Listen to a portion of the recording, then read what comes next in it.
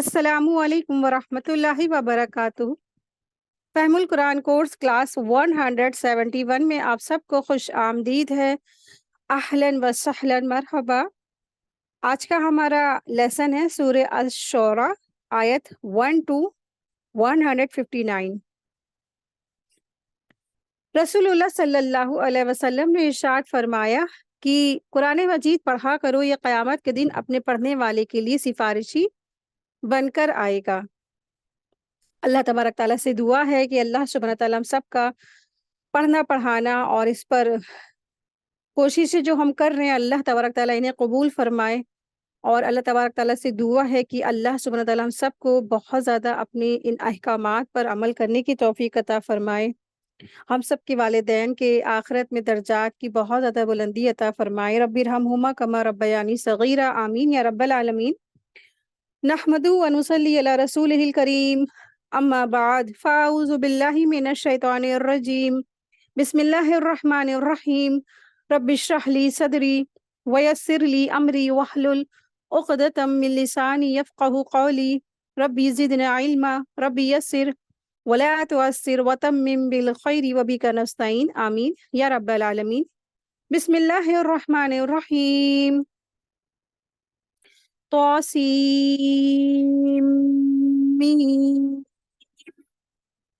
تلک آیات الکتاب المبین۔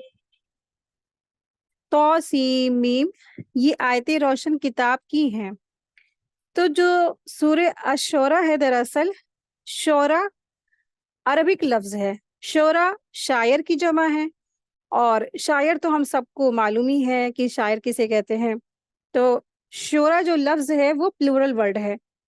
شاعر یعنی شعر و شاعری کہنے والے یا پوئٹر یا کوی، ان کو شاعر کہتے ہیں۔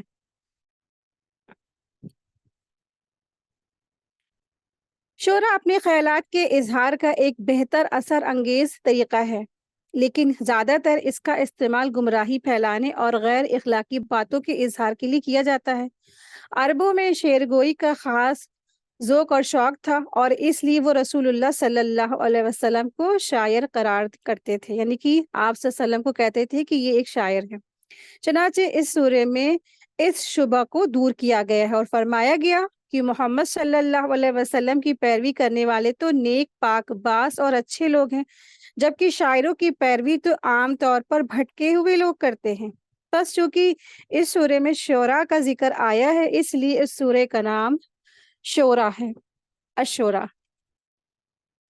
حضرت عبداللہ بن عباس رضی تعالی عنہ کی روایت کے مطابق یہ سورت سورہ واقعہ کے بعد نازل ہوئی تھی۔ یہ حضور اکرم صلی اللہ علیہ وسلم کی مکی زندگی کا وہ زمانہ تھا جس میں مکہ کے کافر آپ کی دعوت کے بڑے زور شور سے مخالفت کرتے ہوئے آپ سے اپنی پسند کے معجزے دکھانے کا مطالبہ کر رہے تھے۔ اس سورے کے ذریعے حضور پاک صلی اللہ علیہ وسلم کو تسلی بھی دی گئی ہے، اور کائنات میں پھیلی ہوئی اللہ تعالیٰ کی قدرت کی نشانیوں کی طرف متوجہ دلا کر اشارہ کیا گیا ہے کہ اگر کسی کے دل میں انصاف ہو اور سچے دل سے حق کی تلاش کرنا چاہتا ہے تو اس کے لیے اللہ تعالیٰ کی قدرت کی یہ نشانیاں اس کی توحید کو ثابت کرنے کے لیے کافی ہیں، اور اسے کسی اور معجزے کی تلاش کی ضرورت نہیں ہے۔ اسی سلسلے میں انبیاء اکرام اور ان کی امتوں کے واقعات اس سورے میں بیان کیے گئے ہیں، اور ان کی قوموں نے جو معجزے مانگے تھے اور انہیں وہ معجزے دکھائے گئے لیکن پھر بھی نہ مانا، جس کے نتیجے میں اللہ تعالیٰ کے عذاب میں وہ سب مبتلا ہو گئے، کیونکہ اللہ تعالیٰ کی سنت کا طریقہ یہ ہے کہ جب منہ مانگے معجزے دیکھنے کے باوجود کوئی قوم ایمان نہیں لاتی ہے تو اسے ہلاک کر دیا جاتا ہے۔ اسی بنا پر مکہ کے کافروں کو مہلت دی جا رہی ہے کہ وہ نئے نئے موضوع کا مطالبہ کرنے کے بجائے توحید رسالت کی دوسری دلیلوں پر کھلی آنکھوں سے غور کر کے ایمان لے آئیں اور ہلاکت سے بچ جائیں۔ مکہ کے کافر نبی صلی اللہ علیہ وسلم کو کبھی کاہن کہتے تھے۔ کاہن تو ہم سب جانتے ہیں نا، سیرت میں ہم نے پڑھا کہ جنات کے ذریعے معلوم کر کے غیب کی باتیں لوگوں کو بتانے والا، اس کو کاہن کہتے ہیں۔ تو آپ صلی اللہ علیہ وسلم کو مطلب اتنا بڑا الزام کہتے تھے کہ آپ صلی اللہ علیہ وسلم نعوذ باللہ کاہن ہے، اور کبھی کہتے تھے جادوگر ہے، کیونکہ آپ صلی اللہ علیہ وسلم نے چاند کے 2 ٹکڑے کیے تھے نا، تو یہ ایک بہت بڑا معجزہ تھا. بجائے ایمان لانے کے انہوں نے کہا کہ آپ صلی اللہ علیہ وسلم جادوگر ہیں، اور کبھی انہوں نے آپ صلی اللہ علیہ وسلم کو شاعر کہا.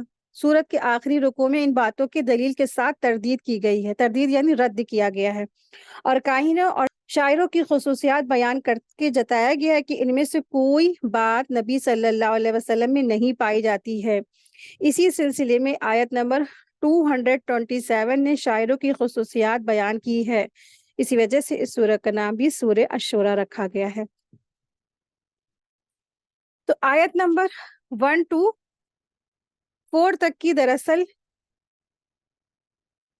اللہ سبحانہ تعالیٰ نے رسول اللہ صلی اللہ علیہ وسلم کو تسلی دی ہے اور فرمایا ہے کہ اگر یہ لوگ آپ کے ساتھ ایسا سلوک کرتے ہیں تو ایسا کوئی نہیں کہ آپ سے پہلے بھی دراصل کیا ہوا ہے، ایسے ہی لوگوں یہ اس طریقے کے جو لوگوں نے انبیاء کے ساتھ ایسے ہی معاملے کیے. نبی کریم صلی اللہ علیہ وسلم کی دلجوئی کی گئی ہے، اور قرآن کریم کی تعلیمات کی بالکل واضح ہے کہ اس کے باوجود قرآن آپ دیکھیے کہ اللہ نے ایسی آیات کھول کھول کر بیان کر دی. قرآن میں ساری واضح آیات ہے، ہر چیز کی کھلی کھلی دلیل ہے. اس کے باوجود مشرکین مکہ ان تمام چیزوں پر ایمان لانے سے پیچھے تھے اور اعراض کرتے تھے. ان کی اسی رویے پر نبی صلی اللہ علیہ وسلم انتہائی غمگین تھے. اللہ تعالیٰ نے نبی صلی اللہ علیہ وسلم کی دلجوئی فرمائی، انہیں مشرکین کے حال پر افسوس نہ کرنے کی تلقین فرمائی. آپ صلی اللہ علیہ وسلم کی تسلی کے لیے فرمایا کہ اگر اللہ چاہے تو ایسا معجزہ دکھا دے کہ تمام لوگ ایمان لانے پر مجبور ہو جائیں، لیکن اللہ تعالیٰ تو وہ ہے کہ اللہ تعالیٰ کو وہ ایمان مطلوب ہی نہیں ہے. جو بنا دیکھے جو ایمان لائے، بالغیب پر ایمان لائے، اللہ تعالیٰ کو یہ ایمان مطلوب ہے. جب سارے پردے کھل جائے، سب کچھ ظاہر ہو جائے، تو پھر ایمان نہیں رہے گا نا. آیت دیکھیں، آیت نمبر ہے 3. ان کے ایمان نہ لانے پر شاید آپ تو اپنی جان کو کھو ہی دیں، یعنی کھلا ڈالیں. اگر ہم چاہیں تو ان پر آسمان سے کوئی ایسی نشانی اتار دیں کہ جس کے سامنے ان کی گردنیں خم ہو جائیں، یعنی جھک جائیں. آیت 5 دیکھیں. اور ان کے پاس رحمان کی طرف سے جو بھی نئی نصیحت آئی، یہ اس سے روگردانی کرنے والے بن گئے. اب دراصل آیت نمبر 5 to 9 مشرکین پر آنے والے عذاب کا ذکر ہے. مشرکین مکہ وہ اللہ تعالیٰ کی نشانیاں دیکھتے تھے، لیکن اللہ تعالیٰ کی طرف سے نہیں پلٹتے تھے، یعنی کہ اللہ تعالیٰ کی طرف رجوع نہیں کرتے، اللہ تعالیٰ کی طرف پلٹتے نہیں. تو اللہ کے رسول صلی اللہ علیہ وسلم کی تعلیمات کو حقارت سے ٹھکرا دیتے تھے. اب ان پر حجت پوری ہو چکی ہے، وہ عذاب سے اب کیا ہے، ان کے اوپر دوچار ہونے والے ہیں، عذاب ان کو آنے والا ہے. پھر جس طرح اللہ زمین کو اس کے مرنے کے بعد دوبارہ زندہ کرتے ہیں، اسی طرح انہیں یعنی مرنے کے بعد دوبارہ اٹھا کر کھڑا کر دیا جائے گا آخرت کے دن، اور پھر انہیں شدید عذاب کا مزہ چکھایا جائے گا. آیت نمبر دیکھیں، آیت نمبر 6 ہے. ان لوگوں نے جھٹلایا ہے، اب ان کے پاس جلدی سے اس کی خبر آ جائیں گی جسے ساتھ وہ مسخرہ پن کر رہے ہیں، یعنی آخرت کے دن. کیا انہوں نے زمین پر نظریں نہیں دوڑائیں کہ ہم نے اس میں ہر طرح کے نفیس جوڑے کس قدر اگائے ہیں. آیت 8 دیکھیں. بے شک اس میں یقیناً نشانی ہے، اور ان میں سے اکثر لوگ مومن نہیں ہیں، اور تیرا رب یقیناً وہی غالب ہے اور مہربان ہے. اور جب آپ کے رب نے موسیٰ علیہ السلام کو آواز دی کہ تو ظالم قوم کے پاس جا. اب آیت نمبر 10 سے یہاں سے تقریباً آیت نمبر 68 تک موسیٰ علیہ السلام اور فرعون کی واقعات کا ذکر ہے کہ موسیٰ علیہ السلام نے فرعون کو ایمان کی طرف بلایا، دعوت دی، اور پھر فرعون نے کیسے سرکشی کی. ان تمام واقعات کا موسیٰ علیہ السلام اور فرعون کے اس واقعے کا ذکر ہے. آپ دیکھیں، آیت نمبر 11 ہے.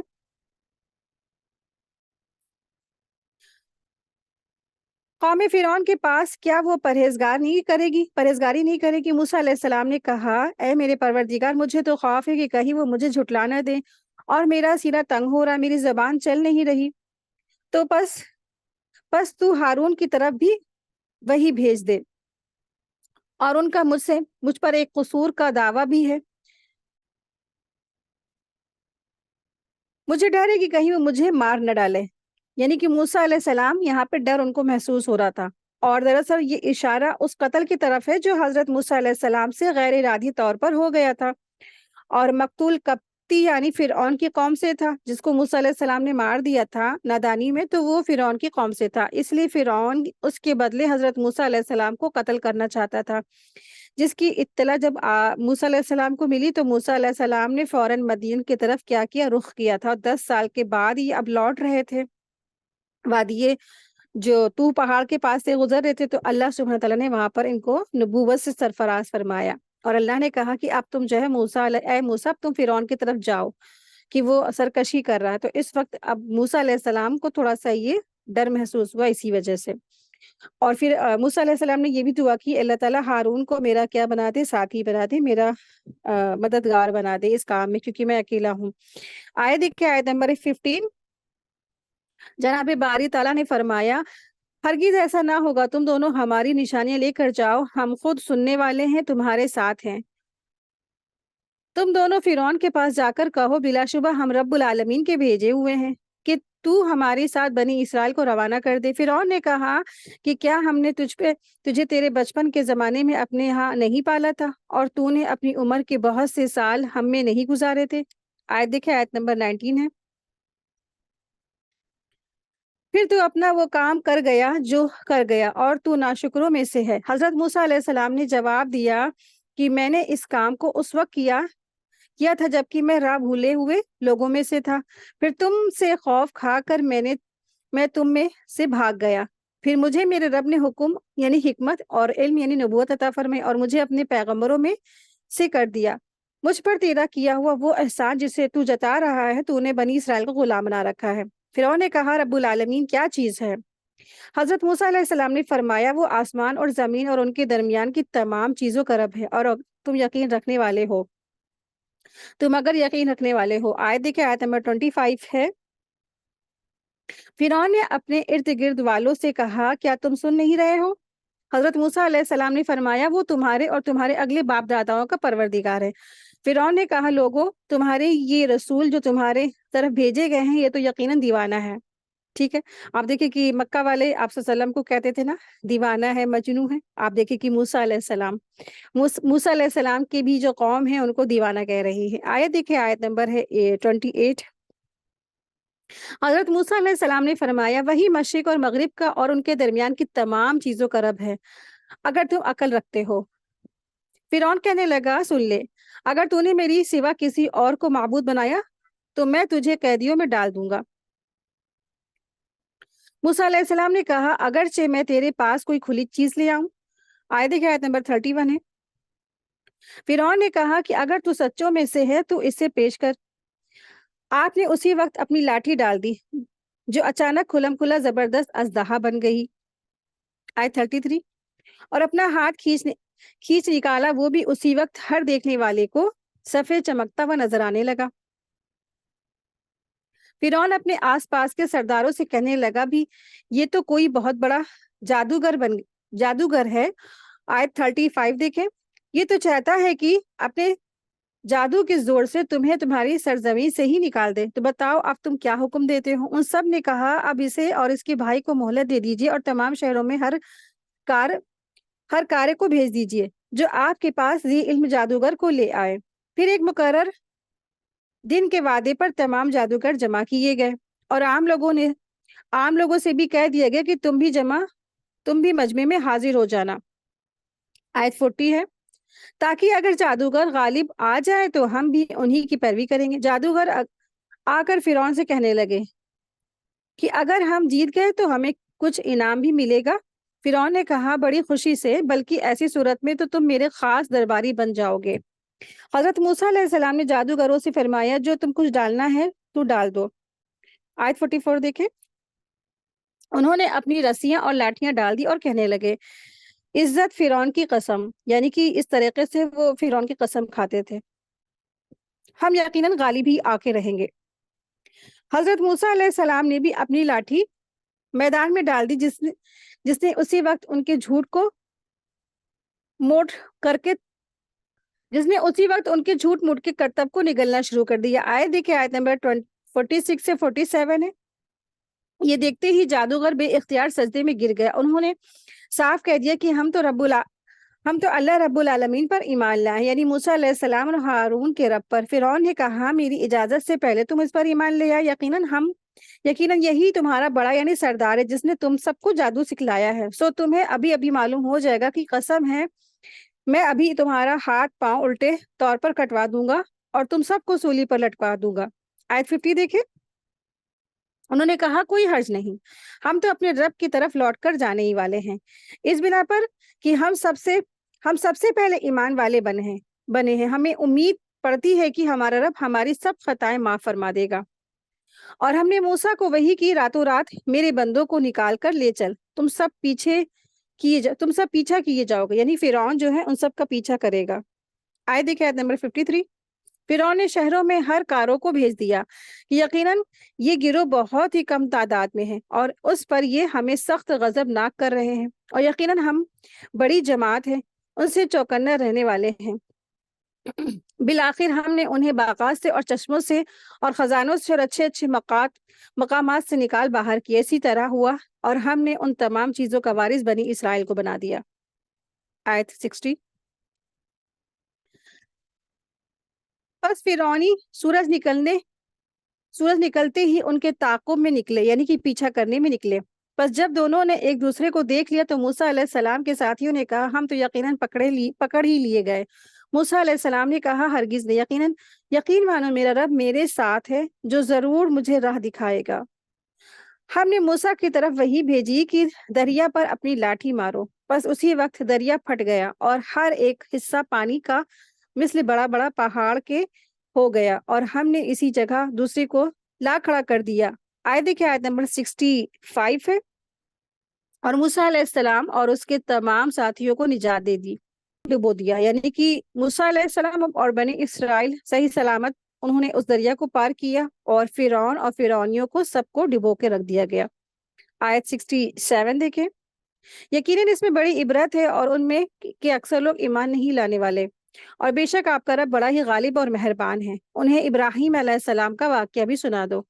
اب یہاں سے آیت نمبر 69 to 88 ابراہیم علیہ السلام کے واقعے کا ذکر ہے، جبکہ انہوں نے اپنے باپ اور اپنی قوم سے فرمایا کہ تم کس کی عبادت کرتے ہو؟ انہوں نے جواب دیا عبادت کرتے ہیں بتوں کی، ہم تو برابر ان کے مجاور بنے بیٹھے ہیں۔ آپ نے فرمایا جب تم انہیں پکارتے ہو تو کیا وہ تمہاری باتوں کو سنتے؟ یعنی ابراہیم علیہ السلام نے کہا کہ جب تم انہیں پکارتے کہ تمہاری بات کو سنتے ہیں۔ آیت دیکھیں، آیت نمبر 73،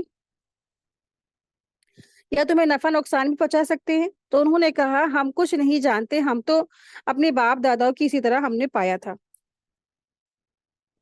آیت 75 ہے، آپ نے فرمایا کچھ خبر بھی نہیں جنہیں تم پوج رہے ہو، یعنی کہ تمہیں تو کوئی خبر ہی نہیں، تم کس کو پوج رہے، کس کی عبادت کر رہے ہو؟ ابراہیم علیہ السلام تبلیغ کر رہے اپنے قوم کے درمیان، اور تمہارے اگلے باپ دادا وہ سب میرے دشمن ہیں، بس جو سچے اللہ تعالیٰ کے جو تمام جہان کا پالنہار ہے، جس نے مجھے پیدا کیا اور وہی میرا رہبر فرماتا ہے، وہی جو مجھے کھلاتا ہے اور پلاتا ہے، اور جب میں بیمار پڑتا ہوں تو مجھے شفا عطا کرتا ہے۔ یعنی ابراہیم علیہ السلام نے زبردست تبلیغ کی، یہ تبلیغ کا زبردست انداز ہے کہ میں تو اپنے اس رب کی عبادت کرتا ہوں جو مجھے کھلاتا ہے پلاتا ہے، ٹھیک ہے، کھلانا پلانا اور پھر پرورش ہماری کرتا ہے ہمارا رب، اور پھر جب میں بیمار ہوتا ہوں اور مجھے وہ شفا یاب کرتے ہیں۔ یعنی انواع اقسام کے میرا جو رب ہے مجھے انواع اقسام کی رزق پیدا کر کے کھلاتا ہے، اور پھر مجھے پانی پلاتا ہے، مجھے کھانا دیتا ہے، اور پھر تمام نعمتیں عطا فرماتا ہے۔ اور پھر انہوں نے یہ کہا کہ وَإِذَا مَرِضْتُ فَهُوَ يَشْفِينِ، اور میں جب بیمار پڑ جاؤں تو مجھے وہ شفا بھی عطا کرتا ہے۔ بیماری کو دور کر کے شفا عطا کرنے والا بھی اللہ سبحانہ تعالیٰ، یعنی دواؤں میں شفا کی تاثیر بھی اسی کے حکم سے ہوتی ہے، ورنہ دوائیں بھی بے اثر ہو جاتی ہیں۔ بیماری بھی اگرچہ اللہ کے حکم اور مشیت سے آتی، لیکن اس کی نسبت اللہ تعالیٰ کی طرف سے انہوں نے نہیں کی بلکہ اپنی طرف کی، گویا یہ اللہ تعالیٰ کے ذکر میں اور اس کے ادب میں احترام کے پہلو اس میں ملحوظ ہیں۔ یعنی انہوں نے کہا کہ جب میں بیمار ہوتا ہوں تو مجھے شفا دیتا ہے، انہوں نے یہ نہیں کہا کہ بیمار مجھے اللہ کرتا ہے نا، نعوذ باللہ، حالانکہ بیماری اور شفا بھی دونوں اللہ کی طرف سے، لیکن یہ اللہ کی محبت، اللہ کے ساتھ ادب احترام کا پہلو تھا کہ انہوں نے ایسے کیا کہ انہوں نے بیماری کو اللہ کا تعالیٰ کی طرف نہیں کہا کہ بیمار ہوتا مجھے اللہ بیمار کرتے، نہیں، انہوں نے کہا جب میں بیمار ہوتا ہوں مجھے اللہ کیا کرتا ہے، مجھے شفا بھی دیتا ہے۔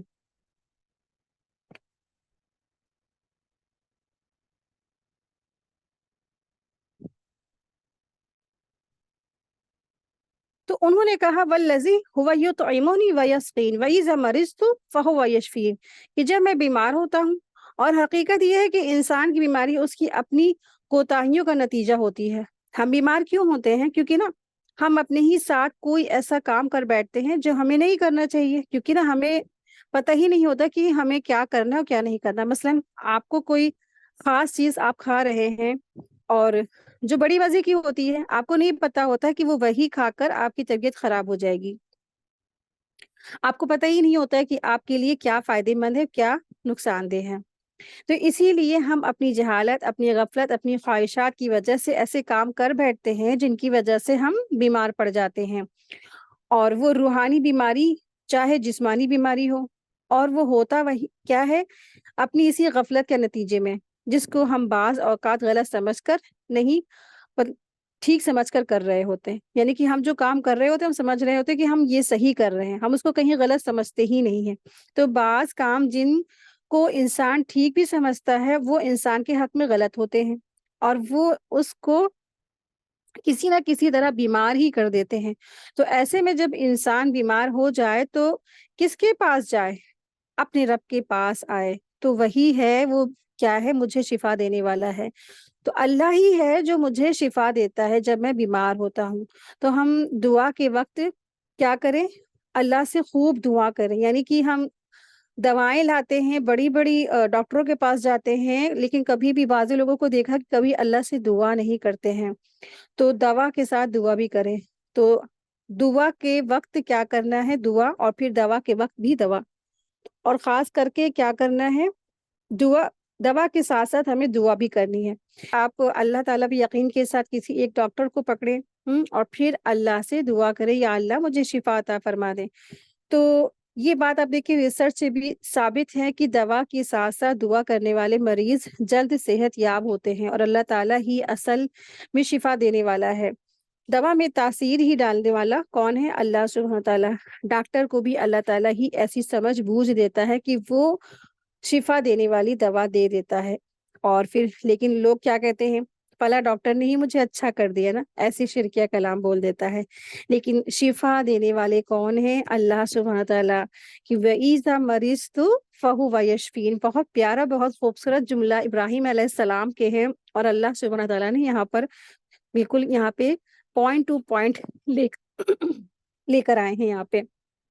تو قرآن کریم کے الفاظ ایسے ہیں جیسے موتیوں میں سچے موتی اور ہیرے اور پخراج جو موتی ہوتے ہیں اس میں کوئی کسی نے مالائے پیرو دی ہو۔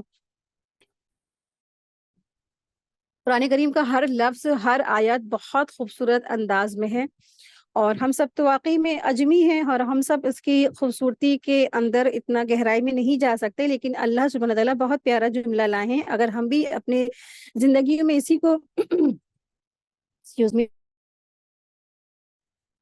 اپنی زندگیوں میں اسی کو عمل میں لائیں کہ جب ہم بیمار ہوتے ہیں تو اللہ ہم کو شفا دیتا ہے نا، تو ہم نے اللہ سے شفا مانگی تو اللہ نے ہمیں دی۔ تو جب بھی ہم بیمار ہو تو پہلے ہم کیا کریں؟ اللہ سے دعائیں کریں، یا اللہ ہمیں یہ بیماری ہو گئی، اللہ ہمیں اس بیماری کو ہماری ٹھیک کر دیے، تو آپ یقین جانیے اللہ ضرور سنیں گے، اللہ آپ کو شفا دیں گے۔ اور ان چیزوں سے بچیے جو واقعی میں جو بیمار کرتی ہیں، اور پھر دعا کے ساتھ ساتھ آپ کو پھر دوا بھی لینی ضروری ہے۔ ٹھیک ہے، ایسا نہیں کر سکتے کہ انسان دعاؤں سے کام چلا رہا ہے، دوا نہیں لے رہا ہے، یا دوا کر رہا ہے دعا نہیں کر رہا، اور تو پھر کبھی کبھی انسان کے لیے یہ جو قرآن کریم کی آیات ہیں اسی میں اللہ نے دم رکھا ہے کہ وہ پڑھ کے دم کرنے سے انسان اچھا ہو جاتا ہے۔ مطلب میرا وہ نہیں کہ آپ لوگ تعویذ گنڈوں کے چکر ہی پڑ جائیں، نہیں، مطلب یہ ہے میرا کہ آپ لوگ انہی آیات میں سے کوئی ایسی آیات ہوتی ہے نا کہ انسان کے لیے وہ شفا ہوتی ہے، جیسے سورہ فاتحہ میں کیا ہے، اس کو مفسرین کہتے ہیں کہ وہ الشافی ہے، اور وہ اس میں ہر مرض کی شفا ہے۔ یہاں تک کہ ایک بچے کو کسی سانپ نے اس کو ڈس لیا تھا، تو صحابہ نے اس کو سورہ فاتحہ پڑھ کے دم کیا، وہ اچھا بھلا ہو گیا۔ تو بلیو ہونا چاہیے انسان کو، یقین ہونا چاہیے واقعی میں اللہ کی کوئی ایک بھی آیت انسان یقین کے ساتھ دم کرتا ہے تو اچھا بھلا ہو جاتا ہے۔ اسی طرح سے آیت الکرسی ہے، پھر سورہ بقرہ کی آخری 2 آیت ہے، پھر سورہ رحمان ہے، پھر سورہ یاسین ہے۔ پورا قرآن کریم کیا ہے، انسان کے لیے پورا مکمل شفا ہے، جسمانی بھی اور روحانی بھی۔ ہر قسم کی ڈپریشن، ہر قسم کی اور ٹینشن، ہر قسم کی پریشانی اور ہر طرح کی بیماری اس قرآن کریم سے ہی دور ہو سکتی ہے۔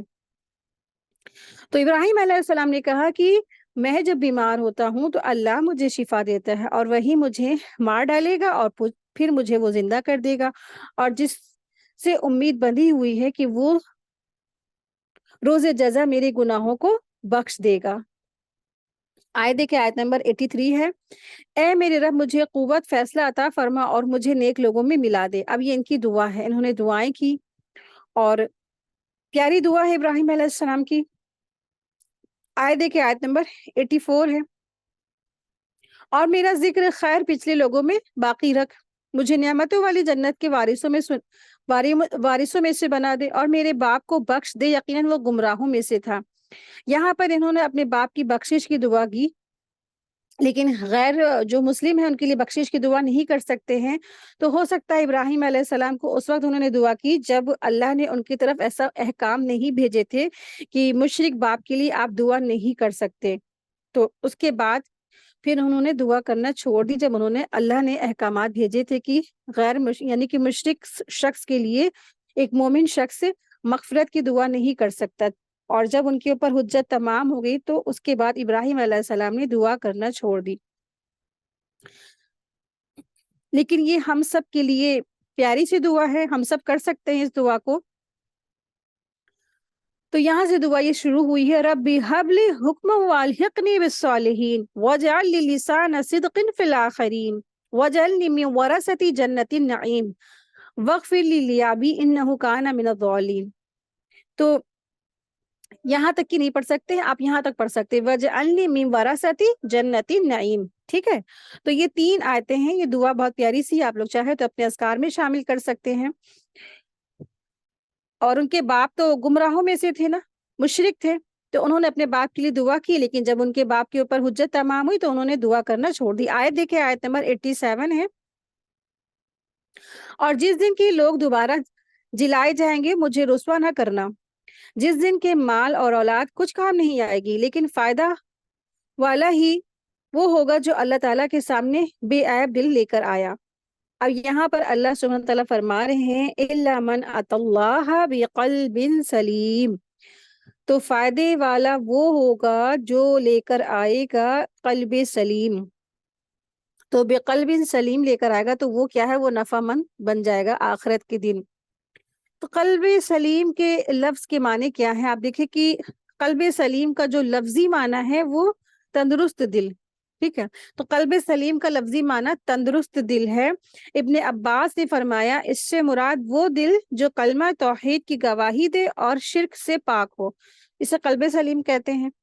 تو قلب سلیم سے مراد وہ دل جو شرک سے پاک ہو اور توحید پر ہو، تو اسے قلب سلیم کہتے ہیں۔ کچھ مفسرین نے کہا ہے کہ وہ دل جو بدعات سے خالی ہو اور سنت پر مطمئن ہو، اسے بھی قلب سلیم کہتے ہیں۔ اسی لیے کہ کافر اور منافق کا جو دل ہوتا ہے اس میں کیا ہوتا ہے، مرض ہوتا ہے۔ قلب سلیم کی کچھ صفات ہیں، قلب سلیم کی ٹوٹل 5 صفات ہیں۔ پہلی صفات یہ ہے کہ وہ اللہ تعالیٰ کے لیے مطیع ہو، دوسرا یہ کہ اس نے رسول اللہ صلی اللہ علیہ وسلم کی اطاعت کو تسلیم کر لیا ہو، تیسری صفات یہ ہے کہ اس نے اللہ تعالیٰ کی قضاء و قدر کے فیصلے کو قبول کر لیا ہو، چوتھی صفات یہ کہ وہ ہر اس چیز سے سلامتی میں آ گیا، پاک ہو گیا جو اللہ کے ذکر اور عبادت دور کرنے والی ہو، پانچویں صفات اس میں یہ ہے کہ اس نے اللہ کے دوستوں سے صلح کر لی اور اللہ کے دشمنوں سے دشمنی کر لی۔ تو یہ سلامت والا دل کی 5 صفات ہیں۔ جس انسان کے اندر یہ 5 کوالٹیز ہوں گی اس کا دل قلب سلیم ہوگا، اور پھر یہ قلب سلیم اس کی نجات کا باعث ہوگا، یہ کام آئے گا، کیونکہ اللہ تعالیٰ انسان کے دل کی حالت کو دیکھے گا۔ اللہ تعالیٰ اس کی شکل نہیں دیکھے گا، اس کا دل دیکھے گا۔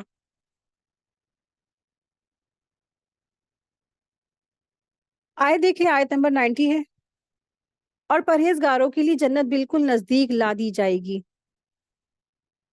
اور گمراہوں کے لیے جہنم ظاہر کر دی جائے گی۔ آیت نمبر 91 to 104 تک کی جہنم میں گمراہوں کی آہوازاری ہے کہ کس طرح سے وہ جہنم میں آہوازاری کریں گے۔ آیت 92 دیکھیں، اور ان سے پوچھا جائے گا کہ جن کی تم عبادت کرتے رہے ہو وہ کہاں ہیں جو اللہ تعالیٰ کے سوا تھے؟ کیا وہ تمہارے مدد کرتے ہیں یا کوئی بدلہ لے سکتے ہیں؟ بس وہ سب اور کل گمراہ لوگ جہنم میں اوندھے منہ ڈال دیے جائیں گے، اور ابلیس کے تمام لشکر بھی وہاں آپس میں وہ لڑتے جھگڑتے ہوئے ہوں گے، کہیں گے کہ قسم ہے اللہ کی، یقین ہم تو کھلی غلطی میں تھے، جبکہ تمہیں رب العالمین کے برابر سمجھ بیٹھے تھے، اور ہمیں تو سوا ان بدکاروں کے کسی اور نے گمراہ نہیں کیا۔ اب تو ہماری کوئی سفارشی بھی نہیں اور نہ کوئی سچا غم خوار دوست ہے۔ اگر کاش کہ ہمیں ایک مرتبہ پھر جانا ملتا تو ہم پکے سچے مومن بن جاتے۔ یہ ماجرا یقیناً ایک زبردست نشانی ہے، ان میں سے اکثر لوگ ایمان لانے والے نہیں ہیں، یقیناً آپ کا پروردگار ہی غالب اور مہربان ہے۔ آیت دیکھیں، آیت نمبر 105 ہے، قوم نوح نے بھی نبیوں کو جھٹلایا۔ اب آیت نمبر 105 سے آیت نمبر 122 تک نوح علیہ السلام کے واقعے کا ذکر ہے۔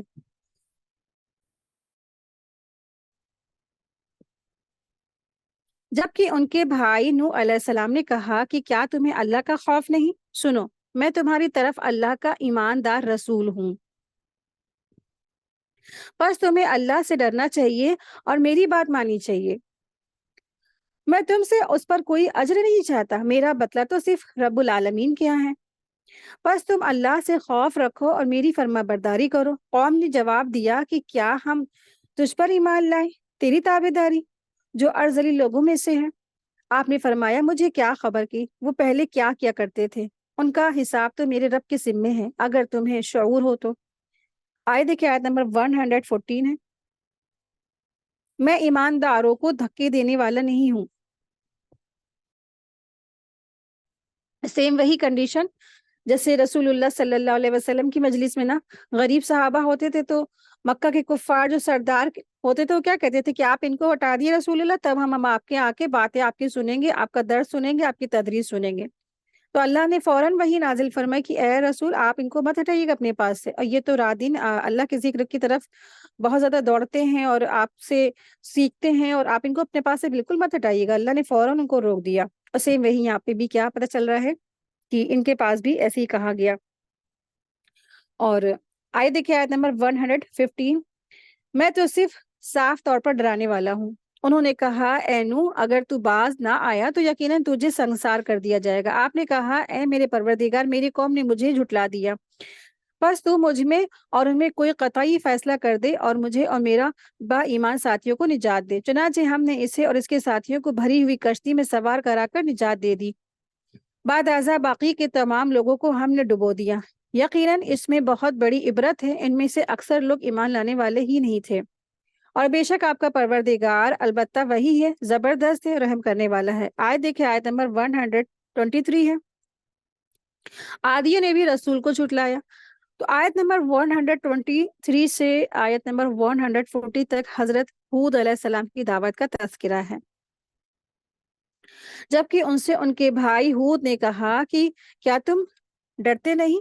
تو یہاں پر اللہ سبحانہ تعالیٰ نے فرمایا ہے کہ ان سے ان کے بھائی نے، ہود نے فرمایا، تو قوم میں جو بھائی کو کہا گیا ہود کو، یعنی کہ ہود علیہ السلام کو ان کا بھائی اس لیے کہا گیا کیونکہ ہود علیہ السلام کو بھی آج کا بھائی اسی لیے کہا جاتا تھا کہ ہر نبی اسی قوم کا ایک فرد ہوتا تھا جس کی طرف اسے مبعوث کیا جاتا تھا، اور اسی اعتبار سے انہیں اس قوم کا بھائی قرار دیا گیا ہے۔ آیت دیکھیں، آیت نمبر 126 ہے، 125 ہے، میں تمہارا امانت دار پیغمبر ہوں، بس اللہ سے ڈرو اور میرا کہا مانو، میں اس پر تم سے کوئی اجرت طلب نہیں کرتا، میرا ثواب تو تمام جہان کے پروردگار کے پاس ہے۔ کیا تم ایک ایک ٹیلے پر بطور کھیل تماشا یادگار عمارت بناتے رہے ہو اور بڑی سنت والے مضبوط محل تعمیر کر رہے ہو، گویا کہ تم ہمیشہ یہیں رہو گے، اور جب کسی پر ہاتھ ڈالتے ہو تو سختی اور ظلم سے پکڑتے ہو۔ اللہ سے ڈرو اور میری پیروی کرو، उससे डरो जिसने तुम्हारी इन चीजों से मदद फरमाई है जिससे तुम जानते हो। उसने तुम्हारी मदद की और माल से और औलाद से, बागात से और चश्मों से। मुझे तो तुम्हारी निस्बत बड़े दिन के अजाब का अंदेशा है, डर है। ये नबी डर रहे हैं, वो जान रहे हैं कि वाकई में मेरी कौम इतनी जबरदस्त गुमराहियों में मुब्तला है। बड़े बड़े महलात बनाए कौम आद ने, और न जाने कितनी जबरदस्त उन्होंने इमारतें बनाई मजबूत तरीन, और फिर अल्लाह को ही भुला डाला। उन्होंने कहा कि आप वाज कहिए या वाज कहने वालों में ना हो, हम पर यकसा है, यानी कि आप कहिए या ना कहिए हमारे लिए बराबर है, हम तो क्या है ईमान लाने वाले ही नहीं। आयत देखिए, आयत नंबर 137 है। ये तो बस पुराने लोगों की आदत है, यानी कि नसीहतें करना, रोकना बुराइयों से और अच्छाइयों की तलकीन करना, ये तो पुराने लोगों की आदत है बस। और उन्होंने कुछ भी इसको सीरियसली नहीं लिया। और हरगिज हम अजाब दिए नहीं जाएंगे, यानी कि इनकी कौम ने झुटलाया और फिर कहा, जब रसूल ने उनको डराया कि आपके ऊपर अजाब आ जाएगा, आप लोग अल्लाह से डरिए, तो उन्होंने कहा हम हरगिज अजाब दिए जाने वाले नहीं है, हमारे पर अजाब आने वाला नहीं है, बस ये तो क्या है पुराने लोगों की बातें हैं। आयत 139 देखें। क्योंकि आदियों ने हजरत हूद अलैहिस्सलाम को झुटलाया तो इसलिए हमने उन्हें तबाह कर दिया, यकीनन इसमें निशानी है और उनमें से अक्सर बेईमान थे। तो कौम आद दुनिया की मजबूत तरीन और कवी तरीन कौम थी, जिसकी बाबत अल्लाह सुब्हान तआला ने सूरह फज्र में फरमाया, अल्लती लम युखलक मिसलुहा फिल बिलाद, यानी उस जैसी कौम पैदा ही नहीं की गई, इतनी ताकतवर, कवी और जाबिर और बहुत लंबे चौड़े ये लोग होते थे।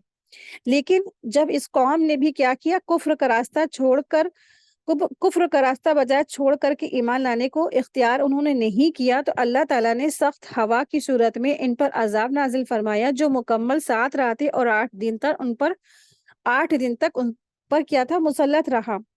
और बाद तुंद यानी हवाएं आती थी, जो इंसानों को उठा उठा कर हवाओं में बुलंद करती और फिर जोर से सर के बल जमीन पर पटक देती थी, जिससे उनका दिमाग फट जाता और टूट जाता था, और बगैर सर के उनकी लाशें इस तरह जमीन में पड़ी होती थी गोया कि वो खजूर के खुले खुले तने हों। उन्होंने पहाड़ों को, कुओं को, गारों में बड़ी बड़ी मजबूत इमारतें बना बना कर रखी थी।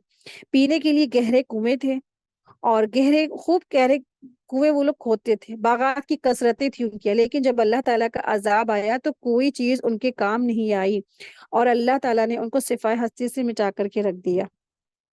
तो ये होता है अल्लाह ताला की नाफरमानी और रसूल की नाफरमानी का अंजाम। और कौम आद के जो खंडहरात हैं आज भी आपको अरब में मिलेंगे, बड़े बड़े इनके जो महलात हैं, पत्थरों के अंदर तराशे थे इन्होंने अपने महलात और खंडहरात। कौम आद, कौम समूद के जो महल हैं, तो आज भी लोग वहां पे जाते हैं इबरत हासिल करने के लिए। कभी मौका हो तो आप लोग भी जाएं, अरब के अंदर ही है इनके ये निशानी।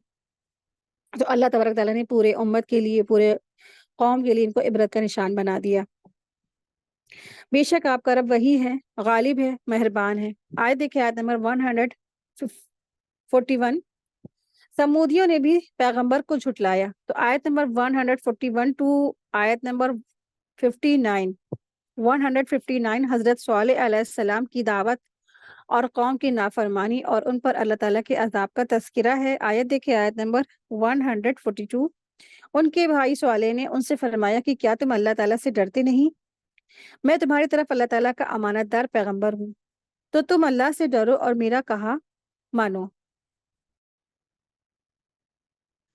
मैं इस पर तुमसे कोई उजरत नहीं मांगता, मेरी उजरत तो बस मेरे परवरदिगार आलम पर ही है। क्या उन चीजों में जो यहाँ है तुम अमन के साथ छोड़ दिए जाओगे, यानी उन बागों और चश्मों पर, और उन खेतों और उन खजूरों के बागों में जिनके शगुफे नरम और नाजुक हैं।